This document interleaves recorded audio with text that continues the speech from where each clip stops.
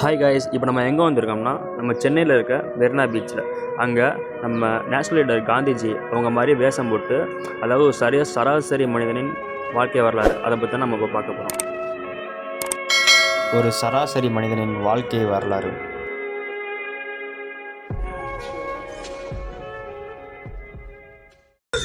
ஹாய்ண்ணா, உங்கள் நேம்ண்ணா? பாபு. பாபுண்ணா. Okay okay. எந்த ஊருங்க? குறுக்குப்பேட்டை.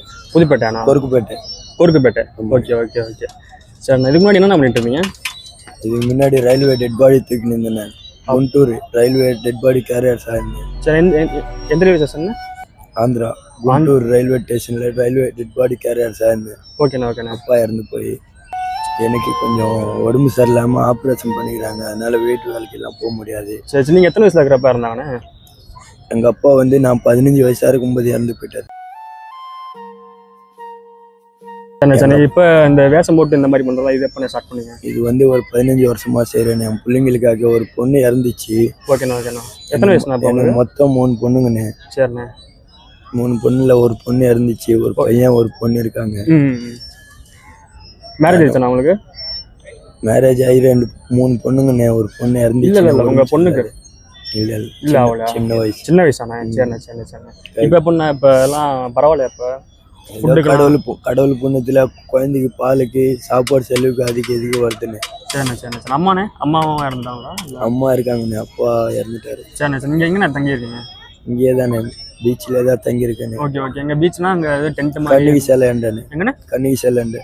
கண்ணிகை சேலை கிட்டே? ஆமாண்ணே. மழை வந்தா எங்கன்னா எதுனா பஸ் ஸ்டாண்டு வருமா பத்து பொண்ணு. சரிண்ணா சரிண்ணா. ஆமாண்ணே, ரொம்ப கஷ்டப்பட்டு வாழ்ந்தானே. சரிண்ணா. உங்கள் இது நீண்ட நாள் ஆசை என்னண்ணே? எனக்கு இது மேலன்னு எனக்கு என் குழந்தைங்கள படிக்க வைக்கணும். எங்களுக்கு ஆதார் கார்டு கிடையாது. மெயினா எங்க ஃபேமிலிக்கு ஆதார் கார்டு கிடையாது. கேட்டேன்னு. கேட்டதுக்கு 30,000 ரூபாய் கேட்டாங்கண்ணே. 30,000 ரூபாய். யூடியூப் சேனல்ல கூட வரணும் இந்த வார்த்தை.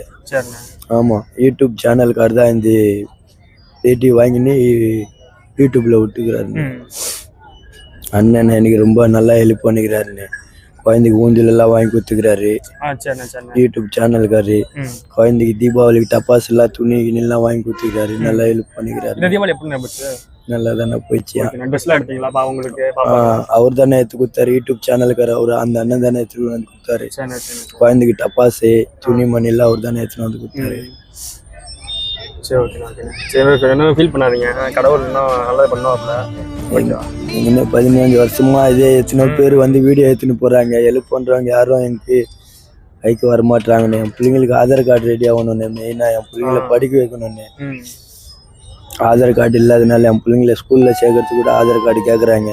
நான் எங்கன்னா வேலை கேட்டா கூட ஆதார் கார்டு கேட்கறாங்க. எதனா வேலைக்கு போனாலும் ஆதார் கார்டு கேட்கறாங்க. அந்த ஆதார் கார்டு ஸ்கூல் படிக்கிறாங்க இல்லைண்ணே. ஆதார் கார்டு இல்லாதனால ஸ்கூல்ல ஆமாண்ணே. ரொம்ப மனசு கஷ்டமா இருக்குதுண்ணே.